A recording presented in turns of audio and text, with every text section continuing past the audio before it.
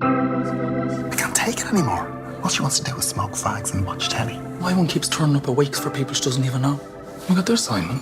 She looks wrecked. Myself and my brother Darren, who directed the film, we wrote the film together, and just after our debut feature, A Day for Mad Mary, came out, we were sent a DVD of this Italian film called Mid-August Lunch. We just fell in love with it, and also at the time we were caring for our elderly mum who was quite sick, and the Italian film is about that, so it connected with us on quite a deep level. Hi Edward, we've decided to run away to Maspaloma's Pride for 3 days and leave our mums with you. Sorry. Who abandons their mothers to go to Maspaloma's Pride of all things? It's just one of the best scripts I've ever read. Like really, it's, you know, I've been so lucky to have a couple of scripts come through that you just think, I will do anything to be in this project.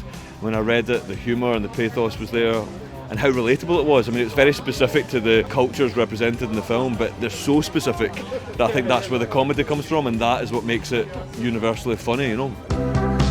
Good morning, Edward. Oh my God, she speaks. If you were going any slower, we would go back in time. Why do you keep pointing at every turn? One of the first ideas that myself and Darren had, the idea of the mother having recently recovered from a stroke and having lost the ability to speak using her voice. We were so excited by this because we felt like we hadn't seen a character in a movie have to communicate in that way, and we were so excited when we met with Fanula and we sort of told her about the film and about the character, and she just didn't like that aspect to it at all. So we had to work extra hard to try and kind of charm her and get her on board with her character having not the ability to speak using her voice. But I think she sees now that it's it's part of the heart of the film, you know, and the root of most of the comedy. None of us asked to be here in the first place, you know. I'm gonna have to bring a sleeping bag in here. Well, where am I gonna sleep? I would say like it's so special and exciting. I love Glasgow as a city, and this is one of my favourite cinemas in the world. I've been here so many times over the last couple of years. We actually both were here at Christmas to see Phantom Thread, which is one of my favourite movies. So I feel really honoured to be playing as part of the festival, yeah.